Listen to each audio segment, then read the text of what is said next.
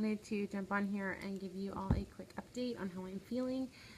Izzy is going to help me do this video today because she is terrified of the thunderstorms. I don't know if you can hear them in the background or not, but she won't move. So every time I move her, she comes back. So today was day 5 of stims. So I'm going to talk about, I apologize if you can see my phone in the video, but I'm going to talk about, first off, how I'm feeling, and then some positives and some negatives about how I'm feeling about IVF and stims in general. So first and foremost, I'm feeling pretty good. So I have my moments where I hurt a little bit, where I can really feel my ovaries, or where I feel really bloated and really uncomfortable. But most of the time it's when I've been sitting for too long, or when I've been walking a lot, like running around walking, not just like casually walking. So not too awful there. So Izzy, stop, honey. Izzy, stop. So first I'll talk about some of the positives, or some of the plus sides I didn't realize. Izzy, come on, honey. The shots don't hurt. So that was a nice piece. I expected them to be very painful. I expected the meds to burn, and I haven't had any issues with any of that yet. You get over your fear of needles very quickly. Second really big perk is I have an excuse to wear yoga pants to work. So being super bloated and really uncomfortable, I talked with my boss, and he was totally fine with me wearing a dressier type of yoga pants as long as I dressed up the tops for work. So that was a definite bonus. And then last but not least, the support from the IVF community has been huge. So all of the support groups that I'm in, and on Instagram and Facebook, I have had so many people reach out and ask how I'm feeling, talk through their experiences, and then give me advice as well. So on to some of the negatives. Some of the medications are not the easiest to mix, and the instructions aren't the easiest to understand. So for example, when I was mixing my Menopur last night, the medicine I got actually came from the doctor. They were able to give me some medications that came from their supplier, so it was like the samples that you would get for free. So they didn't have any needles with them, so thank God for the IVF care package I had gotten from Abby that had some additional supplies in it, that kind of advised me on where to go to do that. And then the saline solution that you mix with the medicine to actually make the medicine has more than what you need to actually withdraw. So trying to measure that correctly and then re-inject it back into the bottle with the powder and then find a needle to pull from was a little difficult. And then tomorrow I start my ganirelix to keep me from ovulating. And with the ganirelix, it all is in one needle pre-filled for 450 IUs, and I only have to take 125, so I'm trying to figure out how to split that when I don't really have extra needles or anything like that. I am sure as hell not wasting, a $150 shot, when that's still like 2 more shots left in there. So I know you're not supposed to do like re-injecting yourself with the same needle, but if I don't figure out a different solution, that might be where I'm at. So if any of you have dealt with that, please let me know in the comments how you split ganirelix, because I'm not finding the info that I need online. So that's probably my biggest issue with stims so far. The second is bloat. So I look like a freaking pufferfish. I am the size of a whale. And for someone that's already bigger like I am, that is not a good thing. So luckily my yoga pants are black and they cover up some of that. But I can actually feel the bloating, which is very unusual for me. Normally, when I'm bloated, I just feel a little bit congested almost, like stopped up type stuff, and not with this. This is definitely like full-on bloating. I can feel every piece of it. Secondly, I have listed as shots are shots regardless. So I'm not a huge fan of giving myself shots, whether they're easy or not. So the fact that I have to give myself shots is a definite negative. The other one we just really ran into tonight, because it's Saturday and we like to go out and do stuff on Saturday, is being on such a tight schedule. So you have to take your medicines, between dinner and bedtime, but you're supposed to take them around the same time. So being like, oh, I have to be home by 7:30 can be very difficult. So Monday through Thursday, it's about the time I get home and we're done with dinner, so it's no big deal. But Friday I work later, and then on Saturdays we go and run errands or whatever we need to do. So that definitely impacts having to be on such a tight schedule. Can you believe how cute my dog is? Look at this little muffin face. She's so cute.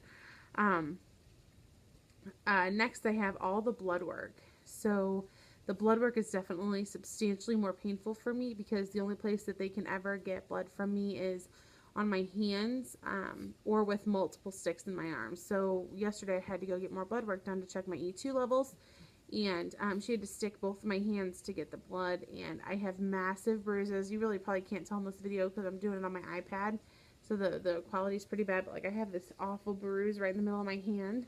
And it really hurt yesterday, actually. My hands were pretty sore for about an hour or two afterwards. So that's probably the worst thing, because especially when it's on your hands, you can't really hide those. So a lot of people were asking. I did actually end up telling a couple of my clients that we were going through IVF, the ones that I'm closer to, just because it was harder to hide yesterday with having, you know, big band-aids on my hands and massive bruises. And then the last thing I have is the negatives right now is you can feel your ovaries. So I can't tell you how many times I thought in my life, oh, I had felt my ovulation, or oh, I could feel such and such. Bullshit. There's nothing like feeling your ovaries when they are overly stimulated to produce multiple eggs. It is absolutely crazy. So actually being able to feel my ovaries has been super weird, quite honestly, and it's made me pretty uncomfortable in a couple situations, like trying to sleep. I'm usually sleep on my stomach, and that just puts an insane amount of pressure on my ovaries, and so that really just doesn't work very well. So I'm not a big fan of being able to actually feel my ovaries. Other than that, the whole process in general has been substantially easier than I expected. I expected this to be much more inconveniencing. Other than the doctor's appointments in the morning, it hasn't impacted my work schedule, so that's good. And I've been able to work just fine with no issues. The only thing is, you know, when I get home, I'm more tired than normal, but I'm a tired person anyway. Like, I could sleep for 13 hours and not bat an eye at it. So that's not a huge issue for me either. So today is day 5 of stims. I have 3 more days left. And I will be going in on Tuesday morning for an ultrasound to check the status of all of the follicles, and then after that, we'll determine when our egg retrieval will be. So what our timeline is looking like right now is ultrasound on Tuesday morning, and then we will have, I believe we don't have any more blood work after that. And then we will determine when we'll do the HCG trigger shot, which should be either Thursday or Friday. And then somewhere between Friday and Monday will be my egg retrieval. And then after that, we have, of course, the 5-day period that starts after that to get to day 5. And then once we get to day 5, any embryos that make it to day 5 will then get frozen and sent out for the PGD testing through Genesis Genetics to make sure that we can find some embryos without my genetic disorder. I would ask all of you that pray to please pray for us. All of you that, you know, send good juju or whatever, I'll take it, because statistically this cycle shouldn't work. So because of how engrossed, I guess, my eggs are with this genetic disorder and how prevalent it is, I guess, within me, statistically we won't get enough eggs to get one that'll be good. So not only is it difficult for us to get enough embryos that'll be good, but then we have to get them to implant. So as many of you know, we pretty much get one shot at this, and if it doesn't work, then we have to regroup with being able to pay off what we charge to be able to do this IVF cycle, and then see if we can revisit this next year. So that's been kind of a huge scare for us, but we're being very positive. Every time we talk about it, we say it will work rather than if. And we're convincing ourselves that we are absolutely 100% going to be pregnant by April. Timeline would be for transfer. We won't know until like mid-March if we have any good embryos, because unfortunately it takes 2 full weeks to get the results.